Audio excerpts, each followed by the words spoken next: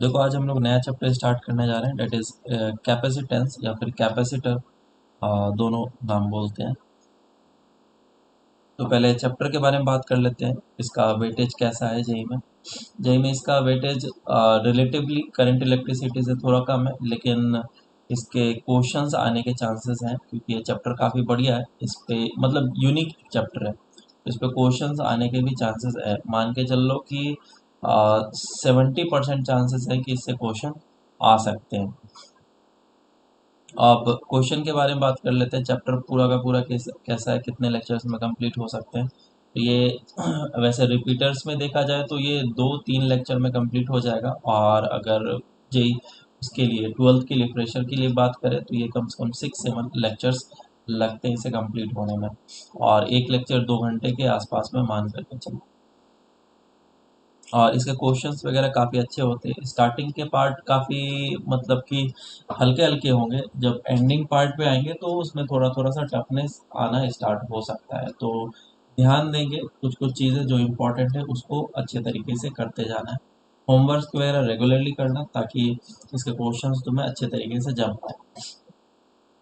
Formulas इसमें बहुत कम होंगे, 4-5 फॉर्मूलेज होंगे, वो से तुम्हें याद रखना है। अगर वो याद रख लिए तो पूरा का पूरा कैपेसिटेंस के क्वेश्चंस तुम कर सकते हो, लेकिन इसके लिए कोर कॉन्सेप्ट जो होते हैं वो रिक्वायर्ड होते हैं। तो कॉन्सेप्ट तुम्हारा क्लियर होना चाहिए अच्छे तरीके से कैपेसिटेंस के क्वेश्चंस करने के लिए। तो कॉन्सेप्ट में बताते जाऊँ, कुछ शॉर्ट ट्रिक भी होंगे वो भी बताते जाऊँगा, कुछ एरोडो वगैरह के क्वेश्चंस होंगे तो वो भी मैं कराते जाऊँगा।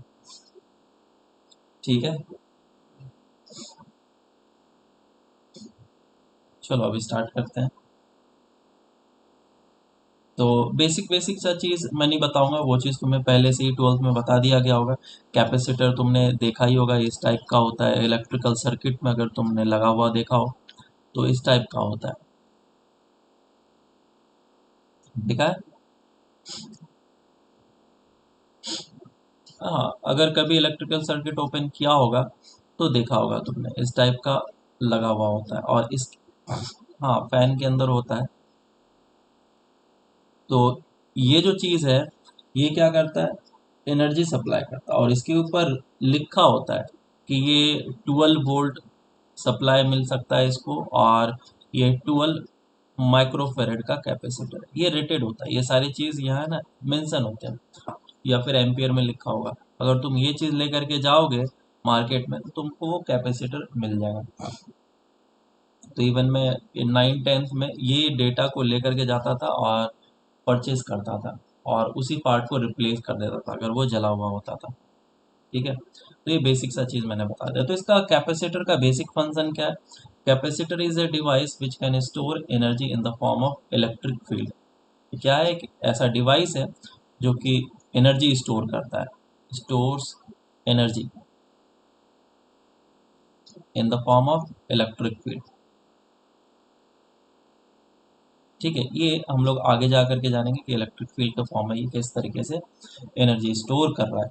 ठीक है, और ये जो एनर्जी सप्लाई करता है ये बल्क में सप्लाई करता है। Battery is also a device which stores energy, but वो केमिकल एनर्जी के फॉर्म में स्टोर करता है। लेकिन बैटरी से फायदा नहीं मिला तभी तो कैपेसिटर लाने की जरूरत पड़ी। आया ना? निप्पो बैटरी, हमारे पास तो निप्पो बैटरी है, हमारे पास तो निप्पो बैटरी है। फायदा की बात करूंगा मैं कि कैसे फायदा हुआ। तो निप्पो बैटरी तो हमारे पास था ही था। एक बटन बैटरी भी आता है, छोटा सा होता है बटन बैटरी, है ना, बटन साइज का। तो हर एक साइज के मेरे पास बैटरी अवेलेबल है, तो कैपेसिटर की क्या जरूरत पड़ गई? बराबर, एनर्जी ही रखना था तो ये बटन साइज का बैटरी यूज कर लो। तो ये ह्यूज जो डिफरेंस लाता है, ये जो एनर्जी सप्लाई करता है ये इंस्टेंट एनर्जी सप्लाई करता है, large amount of energy in instant. Large, हाँ, large amount of energy instant में प्रोवाइड करता है। बैटरी क्या है, एनर्जी धीरे धीरे करके सप्लाई करेगा। बराबर। और भी चीज़ें इसके एप्लीकेशंस वगैरह हैं इलेक्ट्रिकल सर्किट्स में, तो वो चीज़ तो अभी नहीं बता रहा, बस एक डिफरेंस बता दिया। अदरवाइज कैपेसिटर का काफ़ी बड़ा लार्ज स्केल में एप्लीकेशन। ट्रांसफार्मर को रिप्लेस करने का ताकत रखता है ये हमारा ये। हाँ, तो समझेंगे कैसे किस तरीके से चीज़ें होता है, कैसे क्या होता है, सब आगे जा कर के समझेंगे। जैसे कि एक बात बताता हूँ मैं, पुराने ज़माने में पहले यासिका का कैमरा आता था, देखा किसी ने? हाँ, रोल वाले कैमरा, है ना। यहाँ पे रोल करना पड़ता था, अंदर रील डालना होता था, इस जगह पे फ्लैश होता था, है ना। और दो उसमें बैटरी लगते थे, है ना, दो निप्पो बैटरी लगते थे आराम से। इन दो निप्पो बैटरी से क्या होता था, पूरा का पूरा कैमरा ऑपरेट करता था। तो तुमने जब भी नोटिस किया होगा, जैसे एक बार क्लिक करते थे तो यहाँ से फ्लैश लाइट है, instant amount of energy provide करता है, इंस्टेंट, बहुत सारा large amount of energy provide करता है। उसके बाद फिर कम से कम मुझे 2 से 3 सेकंड लग जाता था वापस से इसको ऑपरेट करने के लिए। 3 सेकंड का टाइम चाहिए होता था। अगर तुमने चलाया हो कभी, नोटिस किया हो कभी, नहीं चलाया तो 3 सेकंड का टाइम इसलिए लगता था कि वो जैसे ही तुमने क्लिक किया तो इतना सा amount of energy Nippon battery ने ट्रांसफर इंस्टेंटली नहीं किया। यहाँ पे कैपेसिटर लगे हुए थे, वो कैपेसिटर इसको एनर्जी सप्लाई कर दिया, एनर्जी मिल गया, तो अब इसको चार्ज करने की ज़रूरत पड़ेगी। तो चार्ज होने में थोड़ा टाइम लगता है, 2 3 4 सेकंड लगेगा। हाँ, बैटरी से चार्ज होता है तो इंस्टेंटली चार्ज भी हो जाता है और इंस्टेंटली एनर्जी भी ट्रांसफ़र कर देता है, और एनर्जी ये ट्रांसफ़र कर देता था। ठीक है, तो एक सिंपल सा एग्जांपल दिया, वही निप्पो बैटरी को ले करके तुम अगर एक बल्ब से अप्लाई कर दो, लगा दो, ज्वाइन कर दो, तो उतना एनर्जी इससे बाहर नहीं निकलेगा, इतना अमाउंट ऑफ एनर्जी बाहर नहीं निकलेगा जितना कि इस केस से निकल रहा है। तो बेसिक सा, हाँ, बेसिक सा चीज़ जो था मैंने वो बता दिया। अब आगे हम लोग डेफिनेशंस वगैरह पे चल लेते हैं। म्यूट कर लेना अगर साउंड वगैरह बहुत ज़्यादा आ रहा हो तो, बैकग्राउंड नॉइज ज़्यादा है। तो मैंने पहले ही बता दिया, capacitor is device which stores energy in the form of electric field. और इसको हम लोग किस तरीके से डिफाइन करते हैं, capacitor is defined as the capacity to hold the charge, it is the capacity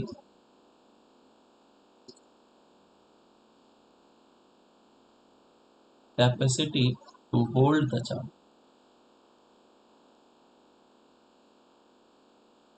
अब क्या किया, मैंने एक कंडक्टर लिया और उस कंडक्टर के ऊपर चार्ज पुट करना स्टार्ट किया, है ना, कैसा भी कंडक्टर हो सकता है।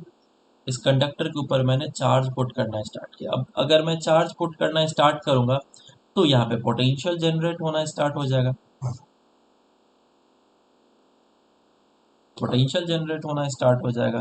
तो मैं बोल सकता हूँ कि जितना ज़्यादा चार्ज पुट करूंगा उतना ज़्यादा पोटेंशियल होगा, क्योंकि लास्ट टाइम तुम्हें याद होगा पोटेंशियल का फॉर्मूला स्फीयर वगैरह के लिए हम लोगों ने निकाला हुआ था इलेक्ट्रोस्टैट चैप्टर में, है ना।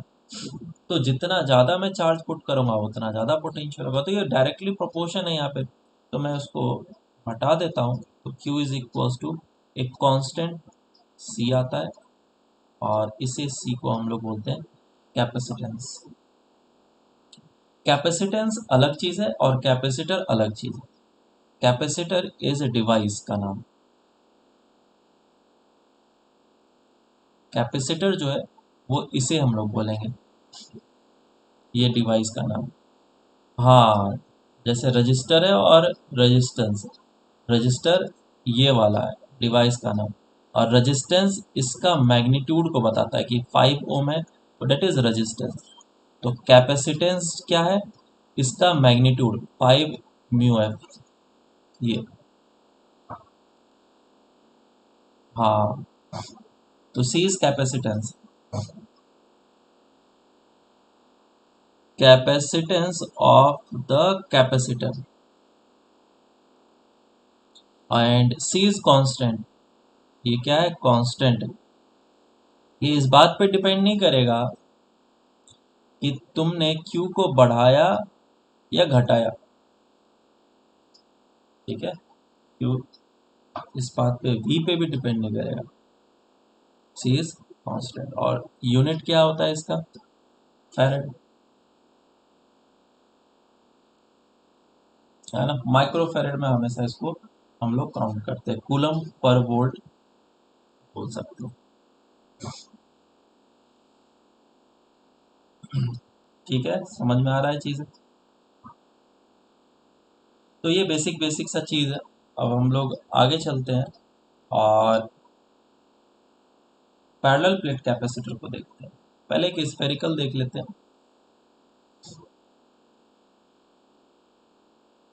स्फेरिकल,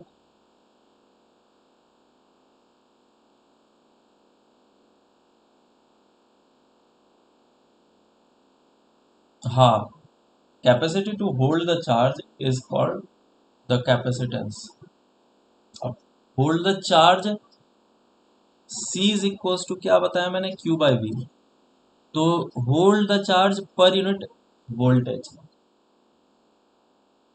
या फिर तुम ऐसे बोल सकते हो कि मैं, अगर एक कूलम, अगर C का वैल्यू 1 माइक्रोफैरेड है, तो इसका मतलब ये हुआ कि अगर मैं 1 माइक्रो कूलम चार्ज रखूंगा तो 1 वोल्ट पड़ेगा।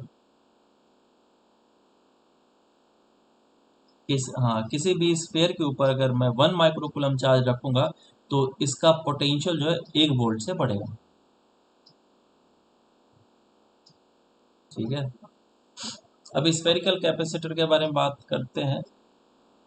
तो ये जो स्फेरिकल कैपेसिटर है वो कुछ ऐसा है।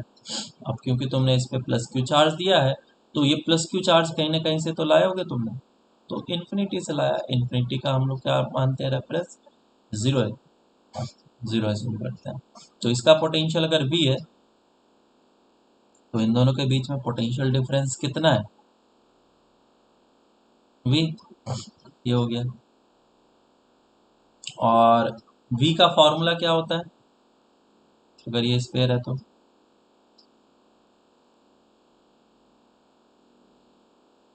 बिल्कुल, तो V इज इक्वल होता है K Q बाय R होता है, where R is the radius of the sphere. और अभी हम लोगों ने फॉर्मूला देखा, डेट Q इज इक्वल होता है CV। तो C का वैल्यू कितना हो जाएगा, Q बाय V। हर एक कैसा भी तुम्हें शेप एंड साइज दे दे, तुम्हें हमेशा इसी फॉर्मूले को यूज करना है सी का कैपेसिटेंस निकालने के लिए, कुछ भी हो। और उसमें ऑलवेज वी को ही पुट करना होता है। और वी कितना आ गया, K Q by R. Q Q cancel out हो जाएगा और ये हो जाएगा 4 pi epsilon naught R. So this is the capacitance of the sphere. ठीक है क्या, इसे याद रखेंगे। अब पैरेलल प्लेट कैपेसिटर की ओर मूव करते हैं हम लोग।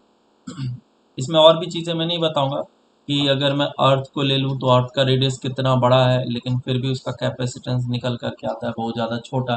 तो इसीलिए ये जो स्फेरिकल कैपेसिटर है वो हमारे उतने काम का नहीं होता है। ये थ्योरी पार्ट है, बकवास है, क्या मैं बताऊँ, क्वेश्चन इससे आएंगे नहीं कुछ। अब आगे चलते हैं पैरेलल प्लेट कैपेसिटर। 11th में होते हैं तो ये सारे चीज़ डिटेल्स में बताता, है ना। तुम 11th में 12th में नहीं हो तुम, एलन वाले ने बताया होगा तुम्हें। पैरेलल प्लेट कैपेसिटर, ये सब चीज़ इंटरेस्टिंग फैक्ट्स हैं जो कि काफ़ी अच्छा लगता है सुनने में, लेकिन कैलकुलेशन या फिर जेई के इस पॉइंट ऑफ व्यू से देखें तो उतना इम्पोर्टेंट नहीं है। और दूसरा चीज़ ये कि ये सब चीज़ बताना चाहिए, जानकारी होगी तभी तो तुम्हारा सब्जेक्ट में इंटरेस्ट बढ़ेगा, है ना। लेकिन तुम्हारे लिए बिल्कुल नहीं। तुम्हारे लिए ऑलरेडी बहुत कम टाइम है, तुम लोग के साथ तो। हाँ बिल्कुल, अच्छे से करो। तुमने इतने पाप किए हैं तो उसको धोएगा कौन, तुम खुद धोओगे, तो तुम्हें मेहनत करना है। अब देखो, ये पैरेलल प्लेट कैपेसिटर है। पैरेलल प्लेट कैपेसिटर में हम लोग क्या करते हैं, इस पे चार्जेस पुट करते हैं। तो लेट से इस पे मैंने प्लस क्यू चार्ज दिया और इस पे माइनस क्यू चार्ज दिया, और शेयरिंग ऑफ चार्जेस से तुम्हें पता होगा कहाँ पे इलेक्ट्रोस्टैट में पड़ा था कि इस पे जीरो पोटेंशियल आ जाता है, इस पे जीरो चार्ज आ जाता है, इस पे प्लस क्यू आ जाता है, इस पे माइनस क्यू आ जाता है और इस पे जीरो आ जाता है। ठीक है ना? तो ये चीज़ तुम्हें पता है, इसको मैं हटा देता हूँ। तो प्लस क्यू और माइनस क्यू हमेशा मैं ऐसे करके लिखूंगा। और चार्ज डेंसिटी भी मेंशन किया जाता है, कितना हो जाएगा प्लस सिग्मा इस वाले पे और इस वाले पे माइनस ऑफ सिग्मा। एक पॉइंट इस जगह पे लिया, ये बी पॉइंट लिया और ये सी पॉइंट लिया, मैं तीनों लोकेशन पे नेट इलेक्ट्रिक फील्ड देखना चाहता हूँ। तो इस लोकेशन पे नेट इलेक्ट्रिक फील्ड कितना होगा, इसे प्लेट 1 बोल लेता हूँ और इसे प्लेट 2 बोल लेता हूँ। बोलो। हाँ, ए पे क्या हो जाएगा, फर्स्ट प्लेट के कारण से जो इलेक्ट्रिक फील्ड होगा वो इस डायरेक्शन में होगा, और सेकंड प्लेट के कारण से इलेक्ट्रिक फील्ड जो होगा वो इस डायरेक्शन में होगा। तो E1 और E2 का तो मैग्नीट्यूड सेम होने वाला है, वो कितना हो जाएगा सिग्मा बाई 2 एप्सिलॉन नॉट, है ना? और इस जगह पे भी E2 जो है वह इधर होगा क्योंकि नेगेटिव चार्ज है, और E1 होगा इस तरफ, और E1 और E2 का मैग्नीट्यूड भी उतना ही होगा sigma by 2 epsilon infinite plate की तरह हम लोग इसको एज्यूम करेंगे। जब मैं बी पॉइंट की बात करूंगा तो बी पॉइंट पे पॉजिटिव चार्ज के कारण से इस डायरेक्शन में इलेक्ट्रिक फील्ड होगा, और नेगेटिव के कारण से भी इस डायरेक्शन में होगा। तो यहाँ पे जो बी पॉइंट पे नेट इलेक्ट्रिक फील्ड आ जाएगा वो कितना आ जाएगा E1 प्लस ऑफ E2, और E1 और E2 का मैग्नीट्यूड सेम है, तो ये हो जाएगा sigma by 2 epsilon not plus sigma bye 2 epsilon not which is sigma by epsilon not. तो इससे फायदा ये हुआ कि जब हमने कैपेसिटर लिया तो कैपेसिटर में इसको कैपेसिटर बनाया तो इसमें इलेक्ट्रिक फील्ड जो है वो बस इतने से रीजन में आया, सिर्फ इतने से रीजन में आया। क्या इसके अलावा और कोई रीजन है जहां पे इलेक्ट्रिक फील्ड आया? नहीं। इसीलिए ये कैपेसिटर हमारे लिए बहुत ही ज्यादा काम का है। जहां electric field is kind of energy, जहां जहां पे भी इलेक्ट्रिक फील्ड है वहां वहां पे एनर्जी है। एनर्जी यहाँ पे कंसंट्रेटेड फॉर्म में है। ऊपर जो स्फेरिकल था, एनर्जी कहाँ से कहाँ तक था, आर से लेकर के इन्फिनिटी तक एनर्जी था, क्योंकि इलेक्ट्रिक फील्ड होता है स्पेस में। मेरी बात समझ में आई? तो ये बिखरा हुआ एनर्जी है, इसीलिए हमारे काम का नहीं था, और ये एनर्जी कंसंट्रेटेड फॉर्म में एक कॉम्पैक्ट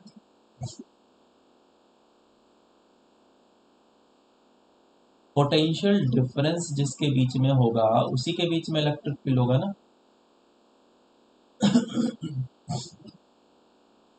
ठीक है, और यहाँ पे तो कैलकुलेट करके भी दिखा है।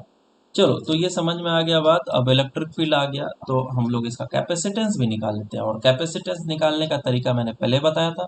C इज इक्वल टू होता है Q बाई वी, और मुझे इसमें V किसी तरीके से निकाल करके पुट करना है। और V क्या होता है? V is the potential difference.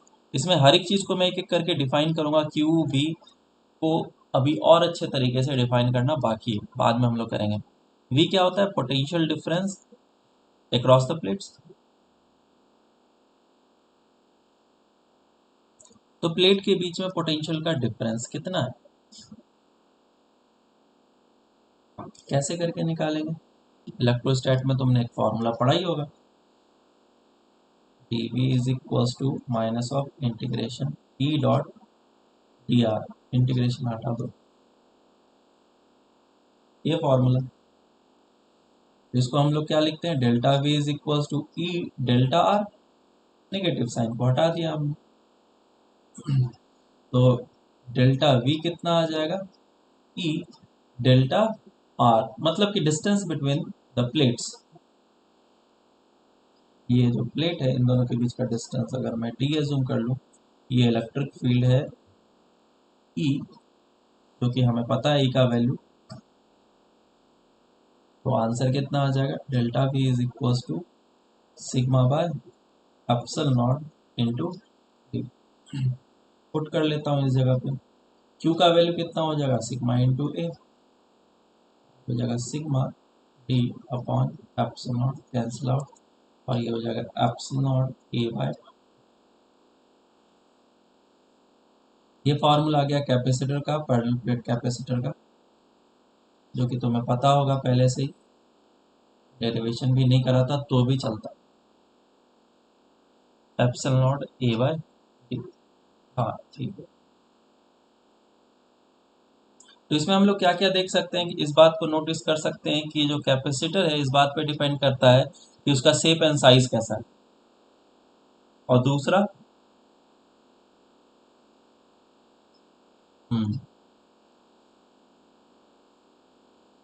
Medium पे, मीडियम के बारे में बाद में हम लोग डिस्कस करेंगे, और शेप एंड साइज के बारे में सबसे लास्ट में डिस्कस करेंगे कि अगर सिलेंड्रिकल शेप होगा तो क्या होगा। तीन चार स्टैंडर्ड शेप है, उसके अलावा और कुछ नहीं। एक पैरेलल कैपेसिटर बता ही दिया, एक शेप ऐसा हो गया, दूसरा हो गया स्फेरिकल, तीसरा हो जाएगा सिलेंड्रिकल, और एक कैविटी वाला। आगे चलते हैं हम लोग। ये कैपेसिटेंस हम लोगों ने निकाल दिया। अब एनर्जी की बारी आती है कि एनर्जी कितना होगा। क्या होता है फॉर्मूला,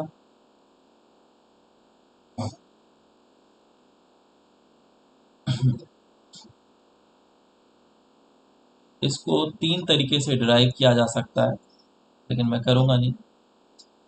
सिंपल सा एनर्जी का फॉर्मूला बताता हूँ। अगर कोई भी दो पैरेलल प्लेट कैपेसिटर है, दो पैरेलल प्लेट कैपेसिटर है, तो इसमें जो एनर्जी स्टोर्ड होता है वो कितना होता है, Q square by two C. So energy, जिसको हम लोग यू से भी डिनोट करते हैं, energy stored inside the capacitor is Q square by two C, या फिर हाफ सी वी स्क्वायर, या फिर हाफ क्यू इंटू वी। सबसे ज़्यादा फॉर्मूला ये या फिर ये यूज़ होता है। हाफ सी वी स्क्वायर तो बहुत ज़्यादा कॉमन है, हम लोग इस फॉर्मूले को यूज़ करेंगे। और डिराइव कैसे होता है, छोटे छोटे चार्ज को इस तरीके से डालते हैं तो हम लोग वर्क डन निकाल लेते हैं। एक तरीका ये है। दूसरा तरीका है कि तुम half of epsilon not E square से कर लो तो भी आ जाएगा, एनर्जी डेंसिटी वाला। इलेक्ट्रिक फील्ड का फॉर्मूला तुम्हें पता है, बीच में सिग्मा बाय एप्सिलॉन, पुट करोगे आंसर आ जाएगा। और इसका वॉल्यूम लेना मत भूल जाना। कितना होगा वॉल्यूम बोलो,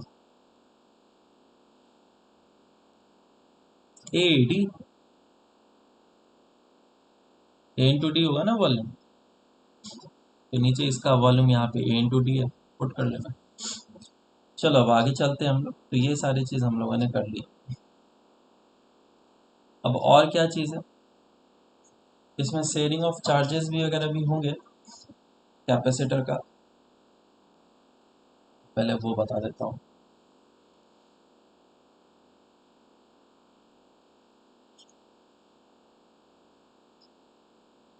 दो तरह के कैपेसिटर अभी हम लोगों ने देखे, स्फेरिकल और दूसरा पैरेलल प्लेट कैपेसिटर। पहले स्फेरिकल कैपेसिटर को हम लोग कनेक्ट करना सीखते हैं। लेट से कि एक कैपेसिटर है जिसका कैपेसिटेंस C1 है, और ये दूसरा कैपेसिटर है जिसका कैपेसिटेंस C2 है, और इसके ऊपर चार्ज जो है डाला गया Q1, और इसके ऊपर चार्ज डाला गया Q2, बराबर। तो बोला गया कि अगर इन दोनों को मैं कनेक्ट कर दूंगा, कैपेसिटर को कनेक्ट कर दूंगा, तो चार्जेस फ्लो करेंगे, और तब तक चार्जेस फ्लो करते रहेंगे जब तक कि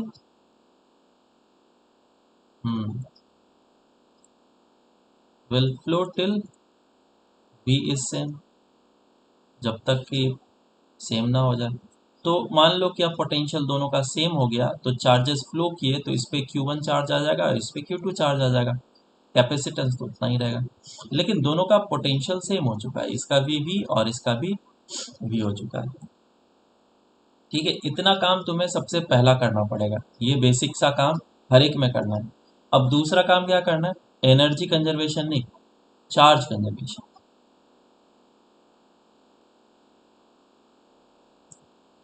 हीट निकालने के लिए हम लोग एनर्जी कंजर्वेशन करेंगे। तो चार्ज कंजर्वेशन में क्या, इन दोनों चार्जेस का समेशन, क्या इन दोनों चार्जेस के बराबर होना चाहिए?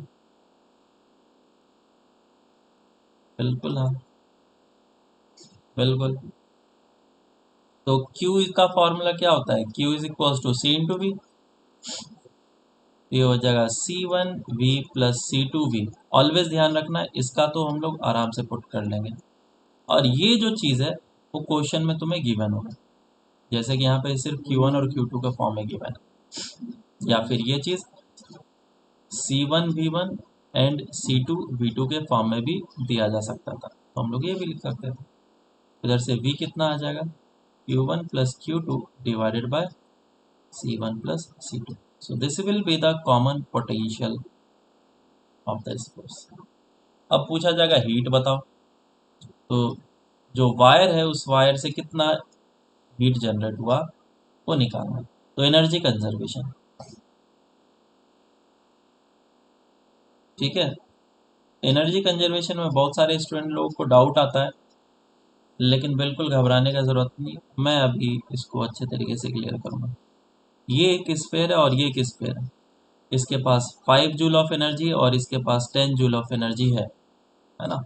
और जब इसको कनेक्ट किया तो कनेक्ट करने के बाद अब जो एनर्जी है, इसके पास 7 जूल बचा और इसके पास 6 जूल ऑफ एनर्जी बचा। तो बताओ इधर हीट कितना आया,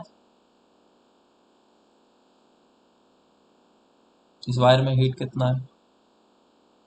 क्या किया तुमने, इन दोनों को ऐड कर दिया, इन दोनों को ऐड किया और इन दोनों को ऐड किया, और इन दोनों में जो डिफरेंस आया वही हीट है। बोलो इससे इससे इससे सस्ता अप्रोच और कोई हो सकता है क्या? ये सबसे बेसिक है ना, सबसे बेसिक कॉन्सेप्ट। तो यही है हीट का फॉर्मूला। हीट का फॉर्मूला क्या हो जाएगा, जितना भी इनिशियल एनर्जी है और फाइनल एनर्जी जो आया उन दोनों का डिफरेंस, ठीक है। तो इसमें सोचने की ज़रूरत नहीं है, यहाँ से तुम कनेक्ट कर, मतलब खुद से माइंड से अपना सोच लेना, एनर्जी तो एनर्जी होता है। कुछ लोग you final minus of U initial करेंगे तो नेगेटिव में आ जाएगा हीट, ठीक है, नेगेटिव। अब इनिशियल की बात करें तो इनिशियल में दो कैपेसिटर था, तो U1 प्लस U2 हो जाएगा, और फाइनली भी दो कैपेसिटर है, एक और दो, तो U1 प्लस U2 डैश ले लेता हूँ, ये फाइनल वाला। तो यही है तुम्हारा हीट, यही आंसर तुम्हें निकाल करके देगा। तो इस फॉर्मूले को याद रखेंगे हम लोग। तो जब ऊपर वाला कैलकुलेशन हम लोग करते हैं, अगर ऊपर जो हम लोगों ने किया उसको कैलकुलेट करने की कोशिश करते हैं, तो हीट कितना निकल के आएगा। इनिशियली फर्स्ट कैपेसिटर के पास था हाफ ऑफ C1V1 स्क्वायर, मान लो पोटेंशियल V1 है ऊपर का, और हाफ ऑफ C2V2 स्क्वायर दूसरे वाले का, ये इनिशियल का था। और फाइनल में अब कितना हो जाएगा, half C1V square plus half of C2V square, V तो कॉमन है, तो ऑलवेज ये चीज कॉमन आ जाता है। अब हाँ, इसमें V का वैल्यू पुट कर लेंगे हम लोग, जो यूज़ किया C1V1 plus C2V2 upon C1 plus of C2, है ना। इसके वैल्यूज़ को यहाँ पे पुट कर लो, डिफरेंस ले लो। जब डिफरेंस वगैरह ले लेते हैं तो उसके बाद फिर जो हमारे पास आंसर आता है वो कुछ इस फॉर्म में आता है। इस आंसर को तुम डायरेक्ट याद रख सकते हो, लेकिन ये ज़रूरी नहीं कि ऑलवेज तुम्हें काम दे। क्यों? क्योंकि एक कैपेसिटर और दो कैपेसिटर है तो ठीक है, लेकिन उससे ज़्यादा होगा तो फिर नहीं होगा। और कॉम्बिनेशन और कॉम्बिनेशन अगर डिफरेंट हुआ तो भी आंसर नहीं आएगा।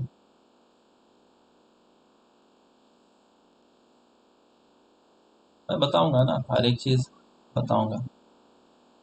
तो ये फॉर्मूला को इस तरीके से याद रखना, heat is equals to half of C equivalent delta V का whole square, which is half C V square.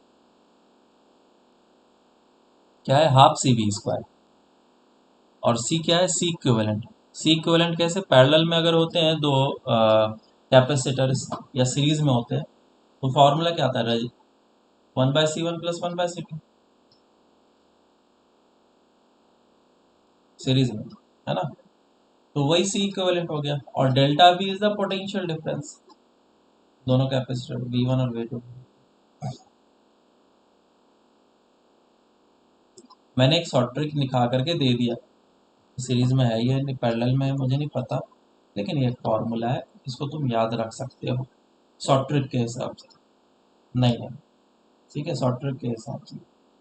लेकिन ये बहुत जगह पे वैलिड नहीं है, और हम लोग बाद में देखेंगे ऐसा क्यों।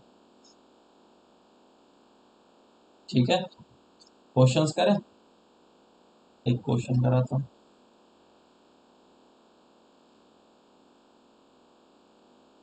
मान लो कि ये एक कैपेसिटर है C1 माइक्रोफैरड, और इस पे जो चार्ज है वो है तुम्हारा कितना ले लो इसमें,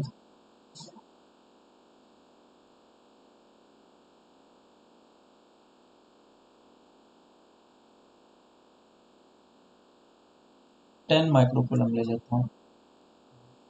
और ये दूसरा है C2 कैपेसिटेंस, जो कि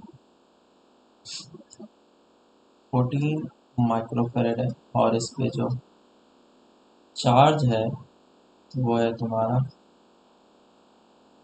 70 माइक्रोकूलम। तो इन दोनों को कनेक्ट करेंगे तो पूछा गया कि फाइनल चार्ज दोनों का क्या होगा।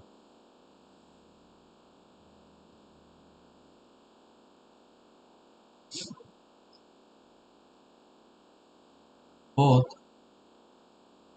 कैपेसिटर।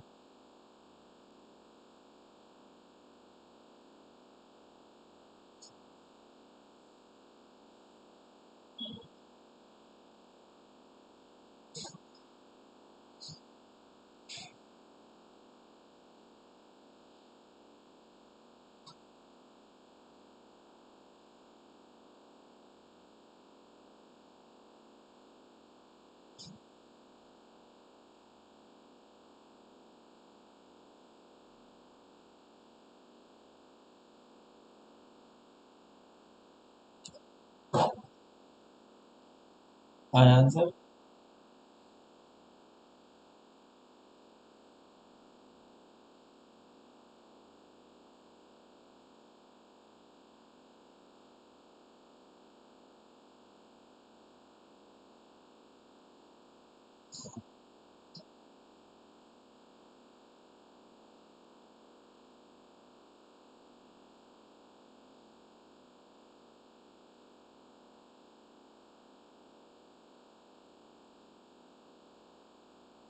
आया?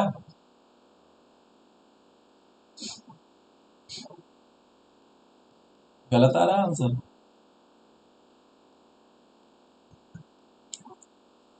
चलो सॉल्व करते हैं। देखो इधर, इसका अगर मैं पोटेंशियल निकालूं तो कितना आता है? 5 वोल्ट। और इसका अगर मैं पोटेंशियल निकालूंगा तो कितना आएगा? 5 वोल्ट। जब ये दोनों पहले से ही सेम पोटेंशियल पे है तो चार्ज फ्लो करेगा क्या?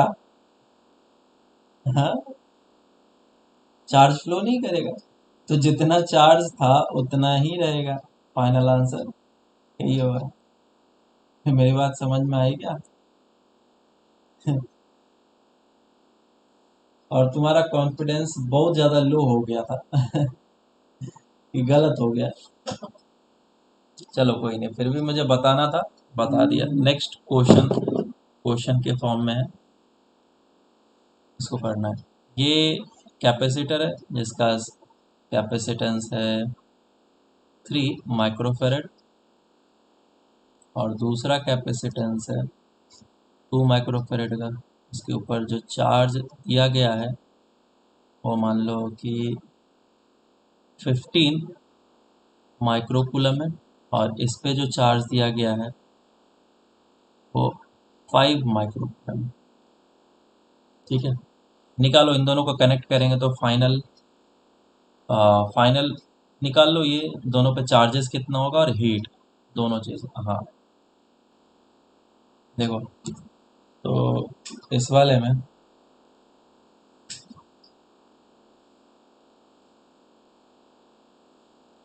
इनिशियली इन दोनों को कनेक्ट किया हुआ था, इन दोनों को कनेक्ट नहीं किया था, तो इनिशियली इसके पास पोटेंशियल हो जाएगा 15/3, विच इज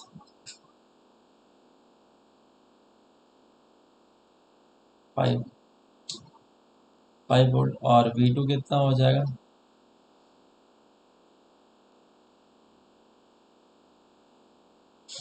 कितना हो जाएगा। और अब इसको कनेक्ट कर दिया, चार्जेस फ्लो करने लगेंगे। चार्ज किधर से किधर फ्लो करेगा,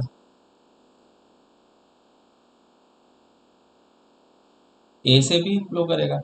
तो चार्ज जो है पॉजिटिव वाला, अगर मैं देखूं तो इधर से इधर फ्लो करेगा, लेकिन एक्चुअल में पॉजिटिव चार्ज तो फ्लो करता है नहीं। एक्चुअल में क्या फ्लो करता है, इलेक्ट्रॉन्स।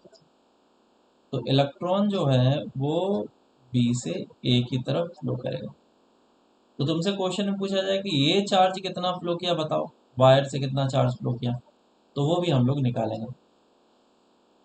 तो अब चार्ज फ्लो करना बंद कर दिया, और अब जो चार्जेस आ जाएंगे इस पे, मैं बोल लेता हूँ Q1 आ गया, और इस पे Q2 आ गया। तो ये Q1 प्लस ऑफ Q2 जो होगा किसके बराबर होगा,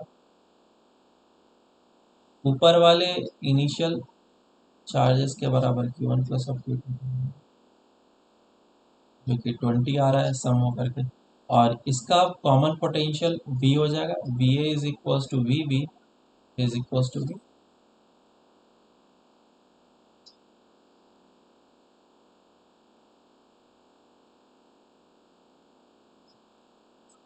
तो C1 प्लस C2 कितना हो जा रहा है, 3 + 2 5 is equals to 20, so V is equals to 4 volt. और ये पोटेंशियल, कॉमन पोटेंशियल 4 वोल्ट है, तो Q1 का वैल्यू कितना आ जाएगा, C1 × V, एंड Q2 का वैल्यू आ जाएगा C2 × V। दोनों के वैल्यूज को पुट कर लो, इधर से तुम्हारे पास आंसर आ जाएगा। इसका था 3 और 2 था ना, 12 एंड 8। अब हीट की बारी आई है ना, हीट। तुम इस फॉर्मूले को भी यूज कर सकते हो, C equivalent into delta V का होल स्क्वायर, आंसर एक बार में आ जाएगा। और अगर नहीं करना चाहते हो तो ऐसे कर सकते हैं। इनिशियली कितना एनर्जी था, हाफ ऑफ CV², पोटेंशियल हमें पता है, पुट कर लेते हैं, हाफ C कितना था, 3 था, V कितना था, 5 था, हाफ C × V², V कितना था, 2.5 था। ये इनिशियल का हो गया। अब फाइनल वाला, तो half C1 + C2 × V², C1 + C2 कितना आता है, 5, और कॉमन पोटेंशियल कितना है, 4, 4 का स्क्वायर, पुट कर लो, आंसर आ जाएगा। ठीक है क्या, हाँ, तो चीज़ है, आंसर हम लोग बता सकते हैं। अब देखो, शेयरिंग ऑफ चार्जेस हम लोग वापस से करते हैं, लेकिन बेसिक वाले पहले, पैरेलल प्लेट कैपेसिटर में अब शेयरिंग ऑफ चार्जेस देखते हैं।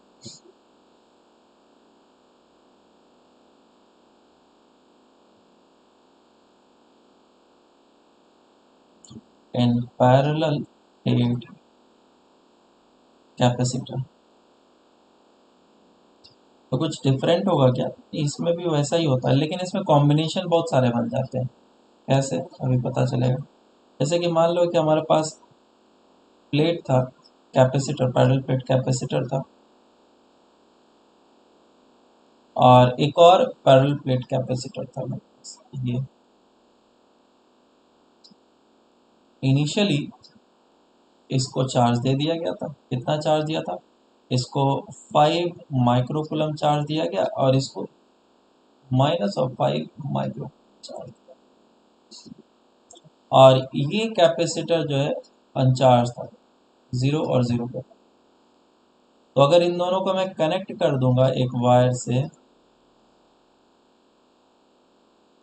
तो क्या होगा, है ना?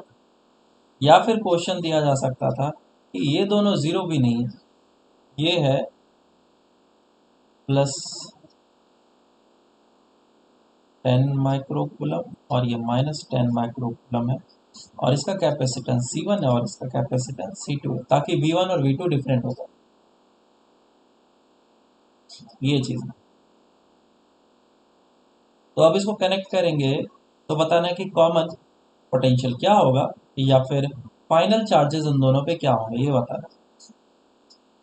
तो इसमें कॉम्बिनेशन के डिफरेंसेस आएंगे। देखो, इसका हीट निकालना है ना, तो ये फॉर्मूला लगा सकते हो, half C equivalent into delta B का होल स्क्वायर। आ जाएगा आंसर, कोई दिक्कत नहीं, क्योंकि this is the basic one. लेकिन अगर कॉम्बिनेशन ऐसा कर दे कि ऊपर वाले प्लेट को हमने सेम रखा है,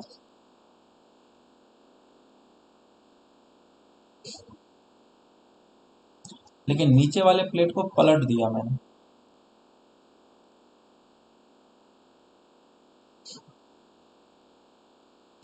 और फिर इसको कनेक्ट किया मैंने, और फिर इसको कनेक्ट, तो बोला गया अब बताओ फाइनल चार्जेस क्या होंगे और हीट कितना होगा।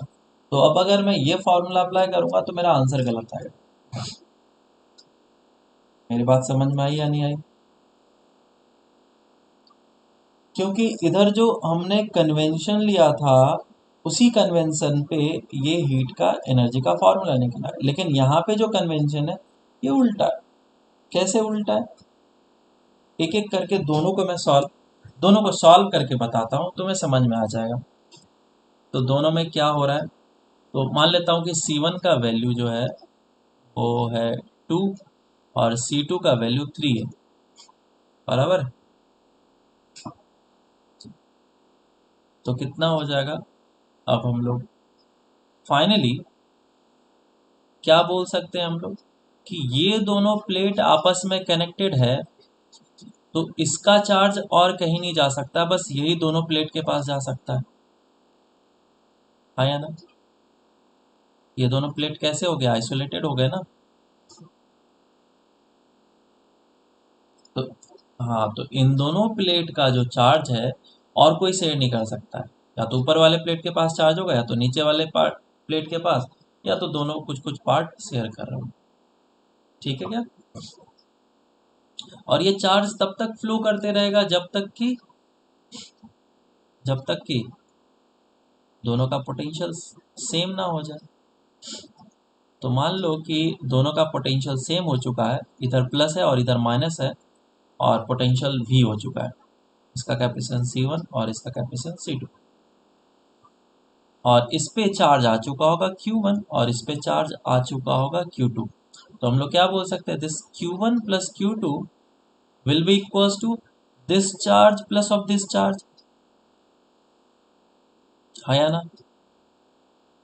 क्या ये वही इन स्टार्टिंग वाला कॉन्सेप्ट आ रहा है? हाँ, कंजर्वेशन ऑफ चार्जेस का कॉन्सेप्ट है, वही शुरुआत वाला है। तो Q1 को मैं क्या लिख सकता हूँ, C1 भी, Q2 को C2 भी लिख सकता हूँ। Q1 प्लस ऑफ Q2 कितना है हमारा इस जगह पे गिवन है, डेट इज 15 माइक्रोकूलम। तो V कितना आ जाएगा, C1 प्लस C2 जो आ रहा है डेट इज 3 2 5, 3 वोल्ट आ गया कॉमन। समझ में आया क्या? वोल्ट आ गया। चलो तो ये V निकल गया, तो Q1 कितना आ जाएगा?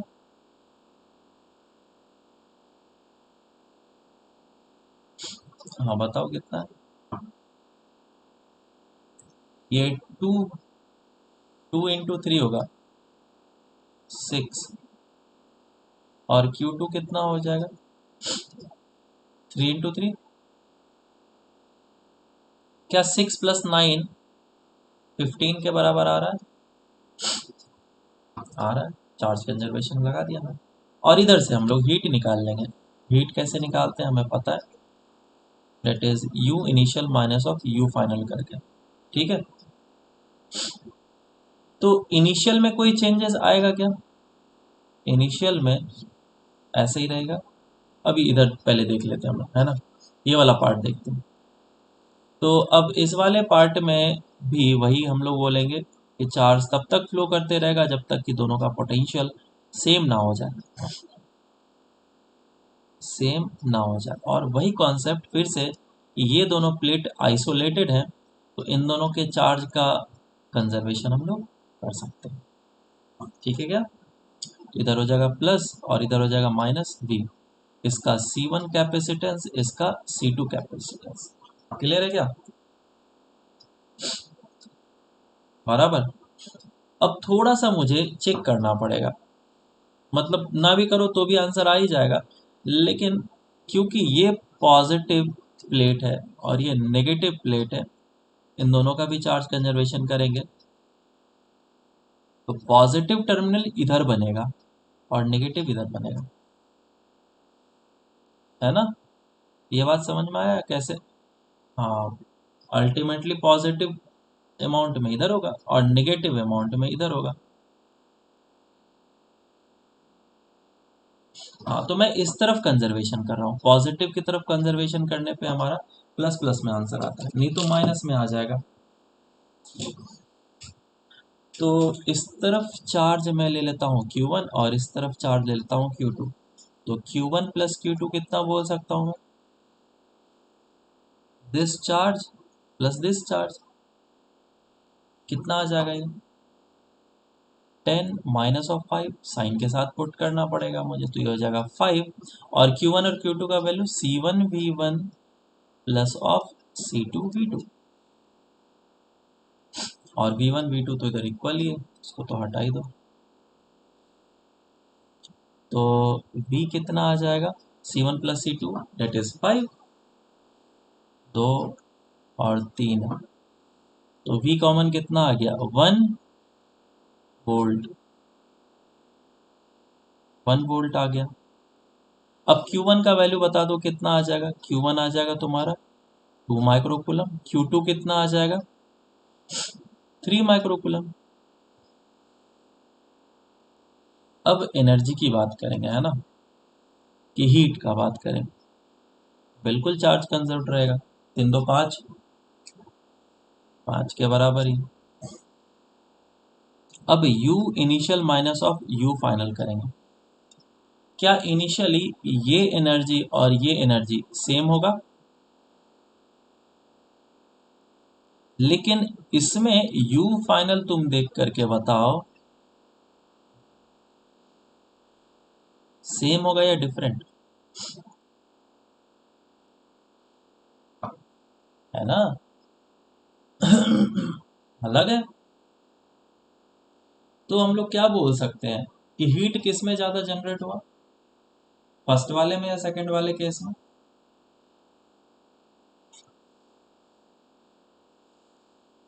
सेकंड वाले केस में हीट ज्यादा जनरेट होगी, है ना? तो फॉर्मूला ये काम आया या नहीं आया? नहीं आया, है ना? इसमें तो आंसर ही गलत दे देगा हमें। ठीक है, स्टूडेंट क्या करते हैं, वो फॉर्मूला लगा लेते हैं। सर, हाँ सर ने बताया फॉर्मूला है, लगा देते हैं, गलत आंसर आ जाता है। तो इस चीज को ध्यान रखना है तुम्हें कि वो किस तरीके से क्वेश्चन को पूछ रहा है।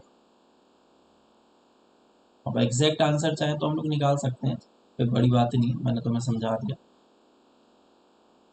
हाँ बिल्कुल बिल्कुल मेंशन करेगा क्वेश्चन में, ध्यान से पढ़ना, में दिखेगा।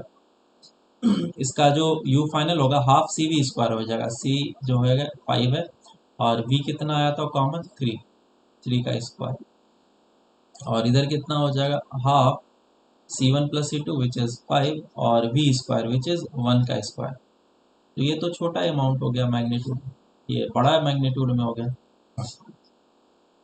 साफ साफ दिख रहा है। तो हीट सेकंड केस में ज़्यादा जनरेट हुआ। अब ऐसा क्यों, बताओ ऐसा क्यों हुआ? क्योंकि इस वाले केस में, सेकंड वाले केस में करंट जो है वो ज़्यादा फ्लो किया है, और फर्स्ट वाले केस में चार्ज का फ्लो कम हुआ है, जिसके कारण से करंट कम फ्लो हुआ।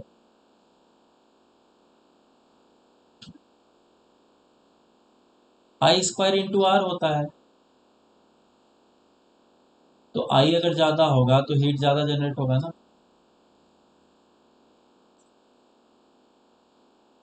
बिल्कुल। इसमें नॉर्मलाइज जो हुआ वो 5 माइक्रोकुलम, और इसमें 15 माइक्रो, चार्ज दिख रहा है ना। चलो अब आगे चलते हैं हम लोग। तो ये वेरिएशन जो बताया मैंने तुमको,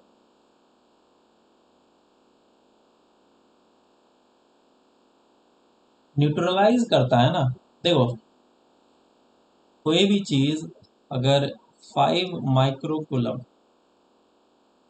और 5 माइक्रोकुलम सेपरेटेड है, तो इसका पोटेंशियल एनर्जी क्या हुआ, बढ़ा हुआ है। लेकिन इन दोनों को कंबाइन कर दो तो न्यूट्रल हो जाएगा। तो एनर्जी किधर गया, एनर्जी किधर गया, हीट में लिबरेट होगा, या किसी और फॉर्म में कुछ भी हो सकता है, लेकिन एनर्जी तो लिबरेट होगा, क्योंकि इन दोनों के बीच में डिस्टेंस तुमने इतना खत्म कर दिया। वही चीज यहाँ पे हुआ।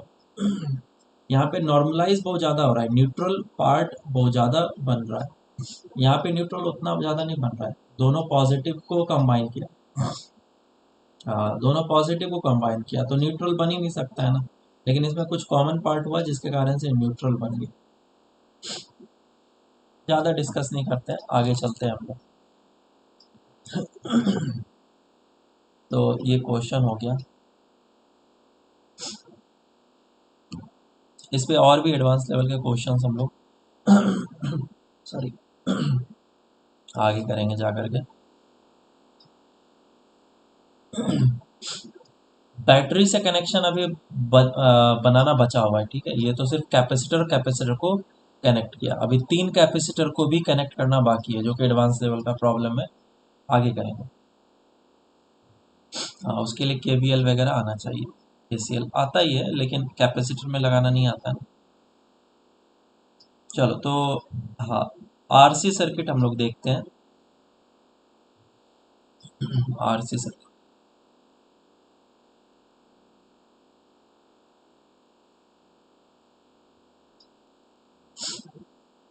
आरसी सर्किट मतलब अब रेजिस्टेंस भी रहेगा और कैपेसिटर भी रहेगा। तो इससे पहले नहीं था क्या रजिस्टर, था रजिस्टर, लेकिन हम लोग उसको दिखा नहीं रहे थे, शो नहीं कर रहे थे। तो एक कैपेसिटर है, इसको हम लोग चार्ज करना चाहते हैं, तो चार्ज करने के लिए हम लोग करते क्या है, एक बैटरी का यूज़ करते हैं। ये बैटरी लेते हैं और बैटरी से हम लोग इसको कनेक्ट कर देते हैं। लेकिन रेजिस्टेंस तो होता ही है, और एक रेजिस्टेंस वायर में तो होगा ही होगा, जिसका रेजिस्टेंस का मैग्नीट्यूड आर में लेता है।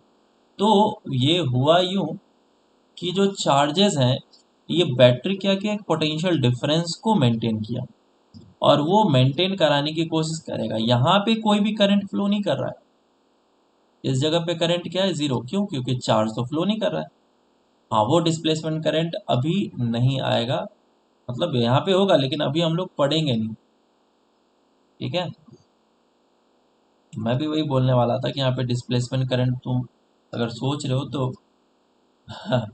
वो अलग चीज़ है, उसको अभी साइड कर दो। यहाँ पे बस अभी समझ लो कि जो वो करंट होता है, I = Q/T, चार्ज के फ्लो करने के कारण से करंट, वो नहीं। तो यहाँ पे तो जीरो करंट है। जब करंट यहाँ पे नहीं है तो इसमें इन स्टार्टिंग में जीरो और जीरो चार्ज था, तो वो अब चार्ज बढ़ा कैसे, पॉजिटिव और नेगेटिव चार्जेस में आया कैसे।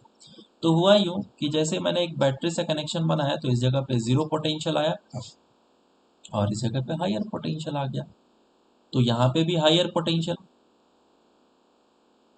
इसको भी कर लेता हूँ, और इस जगह पे हायर पोटेंशियल और इस जगह पे जीरो। जैसे ही इस जगह पे पोटेंशियल का डिफरेंस क्रिएट हुआ तो यहाँ से चार्ज जो है वो निकलना स्टार्ट किया,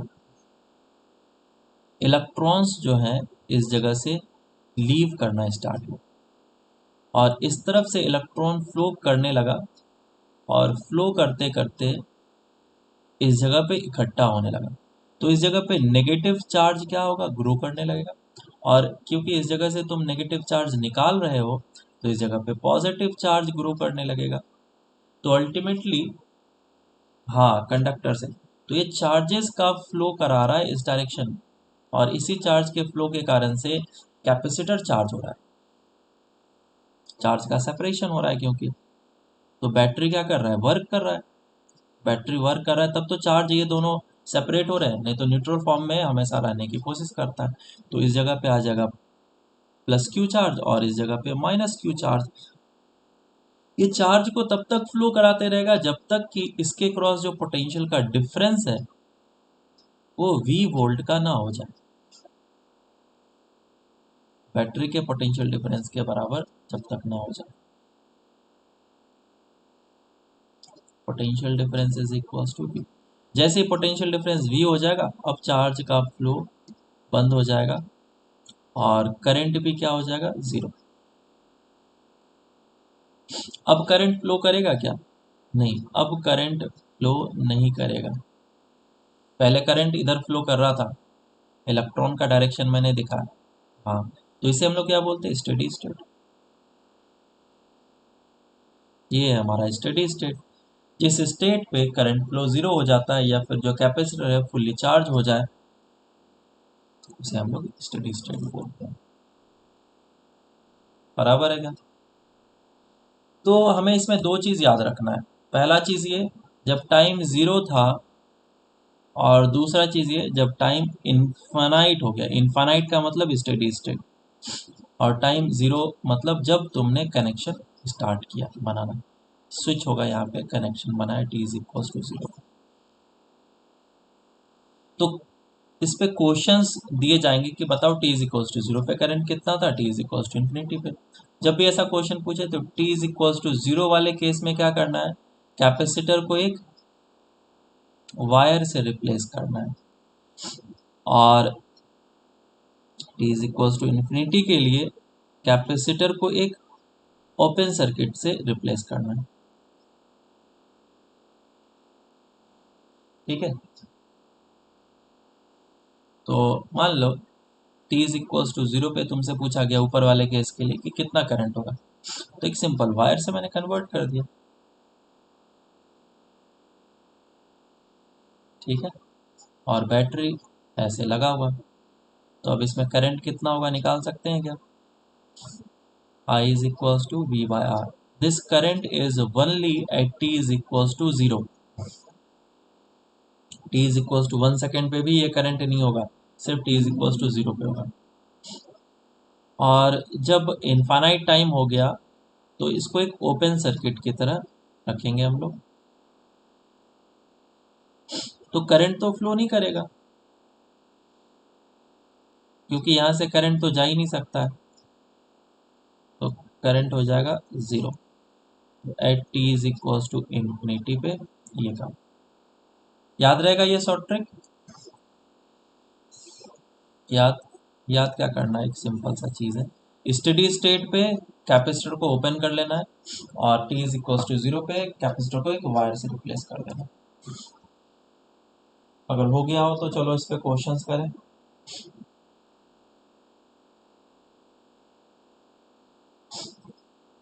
इन बिटवीन का आगे आएगा, हम लोग आगे करेंगे, चार्जिंग ऑफ कैपेसिटर में आगे करेंगे, मैं तो पता।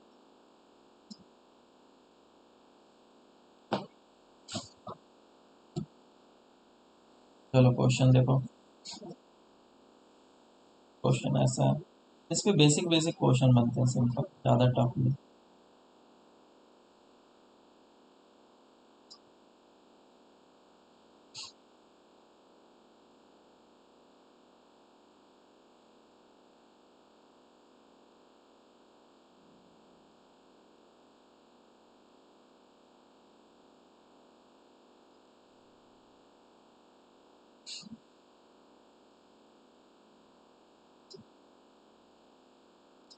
बोला है find the value of I1 and the maximum charge on the capacitor.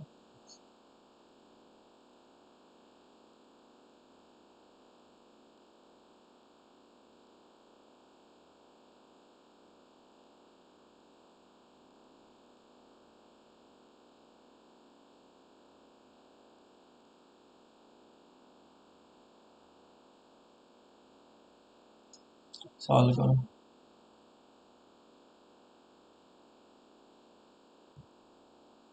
तो इसमें t is equals to zero और t is equals to infinity का बात किया। सबसे पहले मैं t is equals to zero पे सर्किट बना लेता हूँ, इसको एक सिंपल वायर की तरह हम लोग ट्रीट करेंगे।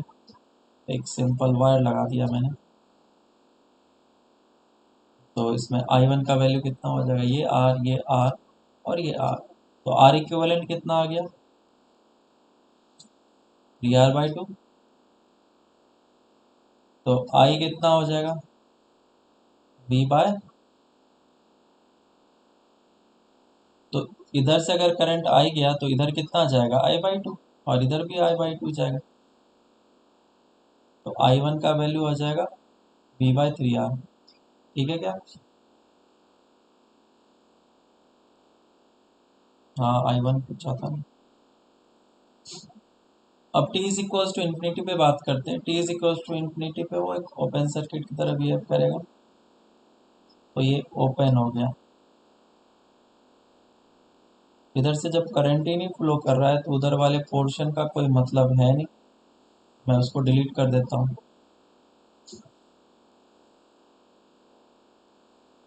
ऐसा, तो ये रेजिस्टेंस R और ये रेजिस्टेंस R। तो R इक्विवेलेंट कितना हो जाएगा, 2R। करंट कितना हो जाएगा,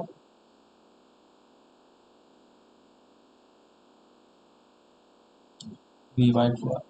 ये आ गया आंसर। अब ये वाला क्वेश्चन है कि मैक्सिमम चार्ज कब होता है, जब स्टडी स्टेट रीच हो जाता है। स्टडी स्टेट कब रीच होता है, इन्फिनिटी पे। तो मुझे क्या निकालना है, पोटेंशियल डिफरेंस निकालना है। इसके क्रॉस, कैपेसिटर के क्रॉस।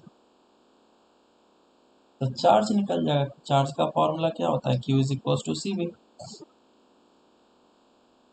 तो ये पोटेंशियल डिफरेंस कितना होगा, क्या इन दोनों के क्रॉस पोटेंशियल डिफरेंस मैं इसके क्रॉस पोटेंशियल डिफरेंस के बराबर बोल सकता हूँ। तुम बोलोगे सर इधर तो रजिस्टर है, क्या रजिस्टर में करंट फ्लो कर रहा है क्या, नहीं।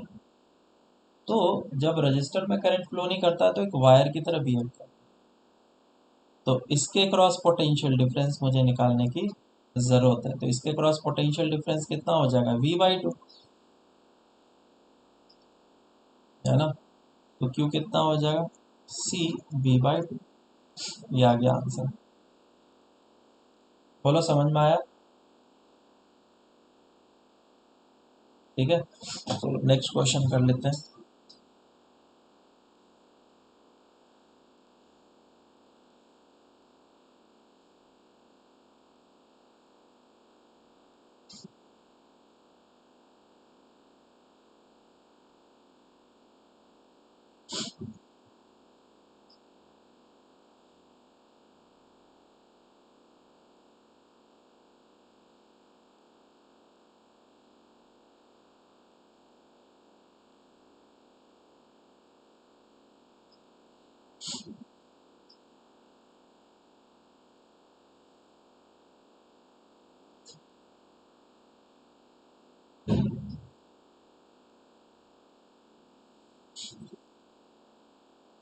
बताओ फाइनल कितना होगा।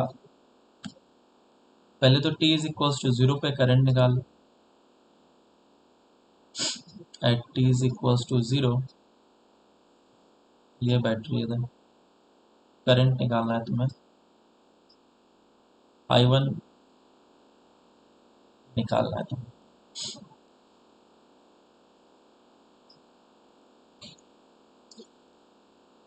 और दूसरा maximum charge on C1 and C2।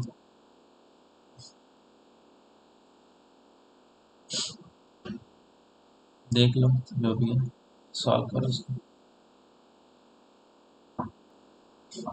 देखो इसको कैसे करेंगे। सबसे पहले t इज इक्वल टू 0 पे हम लोग डायग्राम ड्रॉ कर लेते हैं, कैसा बनेगा। ये resistance R, t is equal to 0 पे कैपेसिटर एक सिंपल वायर की तरह बिहेव करेगा।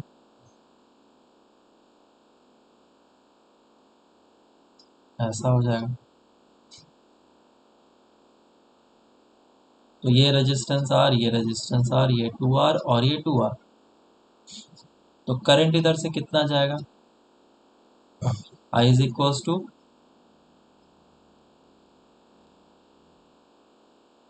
R plus R/2, 3R/2। और इधर जो करंट है फ्लो करेगा I/2 और इधर भी I/2।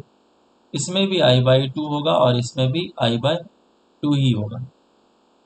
तो I1 का आंसर कितना आ जाएगा, V/3R। अब t is equal to infinity पे बात करते हैं। इन्फिनिटी पे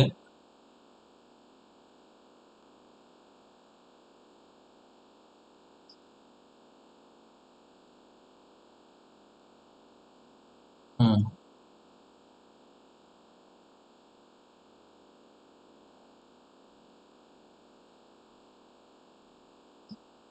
ऐसा। तो ये R है और ये 2R है, तो करंट कितना फ्लो कर रहा है,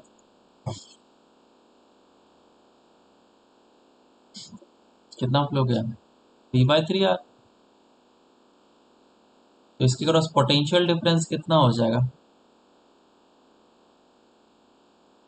I, हाँ V/3 हो जाएगा। और इसके क्रॉस पोटेंशियल डिफरेंस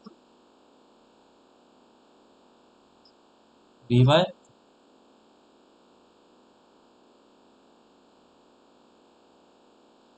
V/3।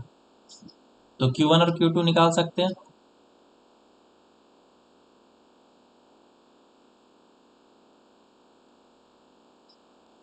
ये आ जाएगा हमारा आंसर। चलो अब आगे चलते हैं।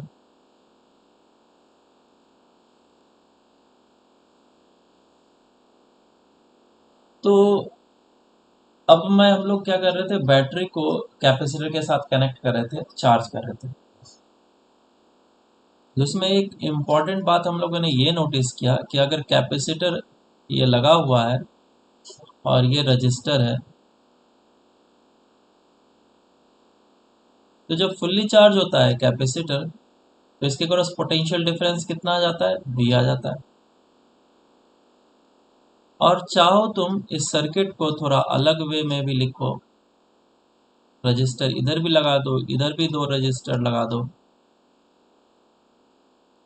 लेकिन फिर भी इसके क्रॉस पोटेंशियल डिफरेंस कितना आना है, उतना ही आना है। ये रजिस्टर R, ये R, ये R। तो इसके पास फाइनली एनर्जी कितनी रिसीव हो रही है, ½ CV²। इस केस में कितनी रिसीव हो रही है, इस केस में भी ½ CV² रिसीव हो रहा है। तो इतना एक्स्ट्रा रेजिस्टेंस लगाया तो क्या इसमें हीट ज्यादा जनरेट हुआ क्या,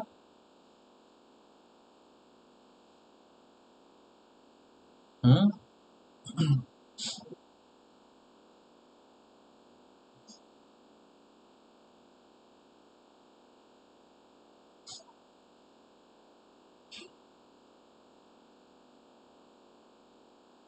सेम होगा या डिफरेंट होगा।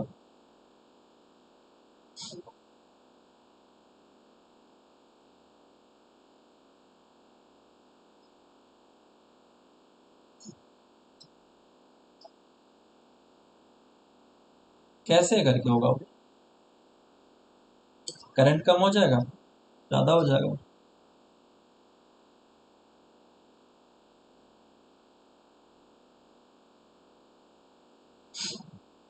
तो देखो इसमें क्या होता है, जब हम लोग आगे जा कर के पढ़ेंगे चार्जिंग ऑफ कैपेसिटर, तो उसमें हमारा हर एक इंस्टेंट ऑफ टाइम पे चार्ज किस तरीके से आ रहा है वो हमें पता चलेगा।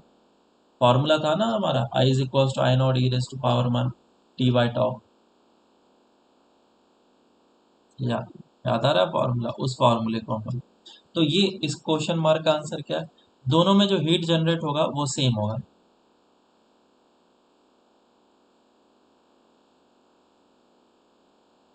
तो ये रेजिस्टेंस पे डिपेंड नहीं कर रहा है, रेजिस्टेंस के ऊपर डिपेंड नहीं करता है। तो हम लोग रेजिस्टेंस को बार बार क्यों डाल रहे हैं, फिर हटा देते हैं। सिंपल सा अगर एक कनेक्शन बनाना होता है चार्जिंग के लिए तो रेजिस्टेंस को उतनी दिखाने की ज़रूरत नहीं होती है। तो आपसे कैसे दिखाया जाएगा कि ये कैपेसिटर है और ये एक बैटरी है, इन दोनों को बस कनेक्ट करना है, और अंडरस्टूड है कि बीच में रेजिस्टेंस वगैरह है, वायर में रेजिस्टेंस है। लेकिन अगर रेजिस्टेंस नहीं होगा, मान लो कि एब्सोल्यूट जीरो है, तो क्या होगा, तो क्या होगा, ये अचानक से चार्ज हो जाएगा। जैसे तुम कनेक्ट करोगे t is equal to zero पे इंस्टेंटेनियसली चार्ज हो जाएगा, t is equal to zero पे। हाँ, रेजिस्टेंस के कारण से टाइम लगता है, और ये आइडियल केस तो एग्जिस्ट करता नहीं है कि रेजिस्टेंस जीरो हो, तो हमेशा कुछ ना कुछ तो टाइम लगता ही लगता है। जो देखो मैं हर एक चीज कवर करके चल रहा हूँ, थोड़ा डिटेल हो जा रहा है, लेकिन ठीक है।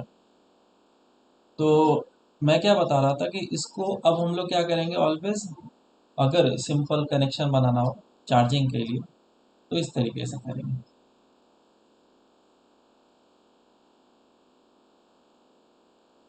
And combination of battery with capacitor.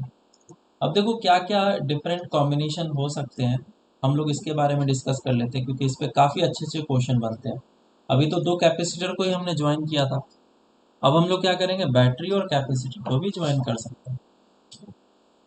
तो पहला केस तो ऐसा हो जाएगा कि मान लो कि ये कैपेसिटर बिल्कुल अनचार्ज था और तुमने t is equal to zero पे इसको कनेक्ट किया, रेजिस्टेंस है, ठीक है, उसके लिए टेंशन नहीं। t is equal to zero पे हमने इसको कनेक्ट किया, एक पहला केस बहुत ही सिंपल। दूसरा केस क्या हो सकता है, ये कैपेसिटर पहले से ही चार्ज्ड है, पहले से ही चार्ज्ड। कितना चार्ज है भाई, इसके क्रॉस पोटेंशियल डिफरेंस जो है वो v/2 है, और बैटरी जो है उसका पोटेंशियल डिफरेंस भी है, और अब मैंने इसको कनेक्ट किया, ये दूसरा केस बना। तो इसमें कितना हीट जनरेट होगा, सभी में मेरा काम है मोटो हीट जनरेट करने का, हीट कितना जनरेट निकालना है, कैपेसिटेंसी। तीसरा केस क्या हो सकता है, इतना केस कहीं पे बताया नहीं जाता है, तो स्टूडेंट फिर बाकी जगह पे कंफ्यूज होता है। दूसरा केस ये हो सकता है कि अगर मैं इसका पोलरिटी को ही चेंज कर दूं, तो कैपेसिटर ऐसे ही रखूं लेकिन बैटरी का पोलरिटी चेंज कर दिया, ये भी एक डिफरेंट केस है, ये भी ये भी एक डिफरेंट केस है, ठीक है। तो इसमें कितना हीट जनरेट होगा, और केस बन सकता है क्या, बिल्कुल बन सकता है, इसका v/2। चलो, एक और केस हो सकता है कि अगर कैपेसिटर सेम चार्ज v है, तब तो चार्ज बिल्कुल जाएगा नहीं, वो केस बेकार हो जाएगा हमारा। लेकिन अगर कैपेसिटर का चार्ज या फिर पोटेंशियल डिफरेंस ज़्यादा है, कितना ज़्यादा है, 2v है, और बैटरी का कम है, v है, तो इस केस में क्या होगा, इस केस में क्या होगा, समझ में आ रहा है, बैटरी चार्ज होगा फिर। तो बैटरी क्या वर्क करेगा, पॉजिटिव वर्क करेगा, निगेटिव वर्क करेगा, क्या वर्क डन निगेटिव हो सकता है, हो सकता है। तो इस केस में बैटरी जो है वो वर्क नहीं करेगा, वो एनर्जी कंज्यूम कर रहा है। इन सभी केस में क्या कर रहा था, एनर्जी सप्लाई कर रहा था, इन सभी केस में एनर्जी सप्लाई कर रहा था। इस केस में एनर्जी सप्लाई नहीं करेगा, इस केस में एनर्जी कंज्यूम करेगा। तो वर्क डन बाय बैटरी क्या लिखेंगे हम लोग? नेगेटिव। है ना, यही समझना इंपॉर्टेंट है कि नेगेटिव कब लेंगे हम, है ना। चार्ज का फ्लो कैसे होगा? उल्टा। यहाँ पे बैटरी के रेस्पेक्ट में, हाँ बैटरी के रेस्पेक्ट में देखेंगे तो पॉजिटिव की तरफ करंट घुसेगा, अंदर जाएगा करंट ऐसे, क्योंकि चार्जिंग हो रहा है बैटरी। अब एक और लास्ट केस देख लेते हैं कि अगर इसमें भी पोलरिटी को मैंने उल्टा किया तो पोलरिटी को इस तरीके से रखा, ऐसे करके। तो इस केस में हम लोग क्या करेंगे,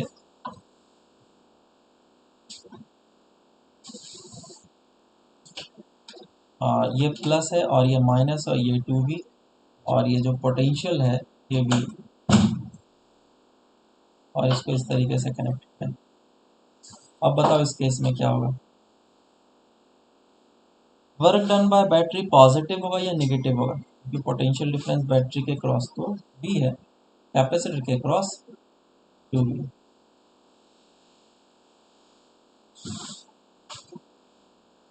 बैटरी वर्क कैसा करेगा, पॉजिटिव या नेगेटिव? हम्म,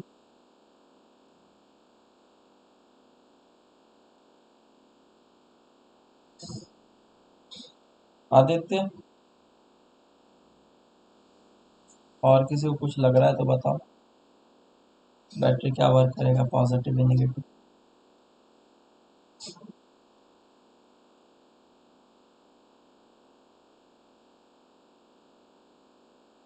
करंट के फ्लो को देखो, जो भी हायर पोटेंशियल पे है वही करंट के फ्लो को डिसाइड करेगा, तो करंट क्या इधर से फ्लो करेगा? बिल्कुल हाँ। करंट अगर इधर से फ्लो कर रहा है तो क्या ये बैटरी के फेवरेबल कंडीशन में है या अनफेवरेबल कंडीशन में? ये तो फेवरेबल है, बैटरी भी इधर ही चाहता है करंट फ्लो कराना। ठीक है, बैटरी भी इधर ही कराना चाहता है। इस केस में वर्क डन बाय बैटरी कैसा होगा? पॉजिटिव होगा। तो सिर्फ एक ही एकलौता ऐसा केस है जिसमें वर्क डन बाय बैटरी क्या होता है, नेगेटिव। बाकी और किसी केस में नहीं होता है। पोटेंशियल डिफरेंस अगर ज़्यादा हो बैटरी से और पोलरिटी सेम हो तो। ठीक है। ठीक है, अब इसमें हीट के बारे में समझ लेते हैं, हीट कैसे निकलेगा। देखो क्या था, स्टार्टिंग में t इज इक्वल टू 0 पे इसके पास कुछ एनर्जी था, है ना। अभी कनेक्शन बना नहीं, मैं अभी कनेक्शन बनाऊंगा। तो इसके पास कुछ एनर्जी था, स्टार्टिंग में यू आई था। अब तुमने t इज इक्वल टू 0 पे जैसे ही कनेक्शन बनाया तो क्या एनर्जी फ्लो करना स्टार्ट कर दिया। तो ये एनर्जी कितना सर्किट को दिया, which is work done by the battery, इतना एनर्जी दिया। तो इस कैपेसिटर का एनर्जी बढ़ करके कितना हो गया, यू फाइनल के बराबर हो गया। और उस दौरान में कुछ हीट लिबरेट हुआ। ठीक है। तो ये जो बैटरी ने वर्क किया है वो किधर गया, तुम पहले तो मुझे ये बताओ, ये जो बैटरी ने वर्क किया वो एनर्जी किधर गया? एक तो हीट में गया और कुछ पार्ट एनर्जी को बढ़ाने में गया। ठीक है क्या? तो तुम क्या बोल सकते हो, क्या बोल सकते हो कि work done by battery is basically equals to the heat plus energy supplied, U final minus of U initial. सही है क्या? तो हीट का फॉर्मूला क्या बन गया तुम्हारे लिए? हीट का फॉर्मूला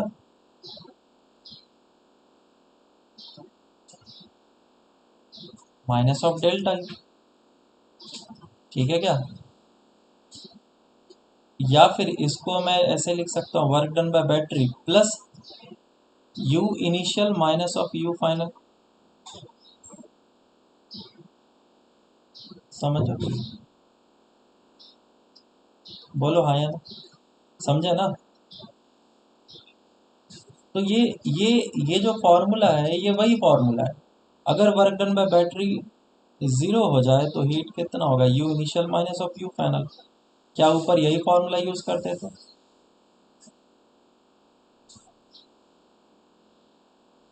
ठीक है, वहां तो बैटरी नहीं लगाते थे, दो कैपेसिटर को लगाते थे बस। तो फॉर्मूला हमारा वही है, घबराने की जरूरत नहीं है, तुम्हें बस निकालना आना चाहिए। So heat is equals to work done by battery minus of U final minus U initial. तुम जिस तरीके से याद रखना चाहो रख सकते हो, मुझे तो याद रखने की जरूरत नहीं पड़ती है, मैं एनर्जी कंजर्वेशन करता हूँ, है ना। तो ये है तुम्हारा हीट का फॉर्मूला। नेक्स्ट क्लास में तुम हर एक केस को सॉल्व करोगे और हीट निकाल के लेके आओगे। ठीक है, हाँ ले लो, फोटो ले लो, हर एक केस के फोटो लो और हर एक केस के सॉल्व करके लेके आओगे और हीट निकालोगे।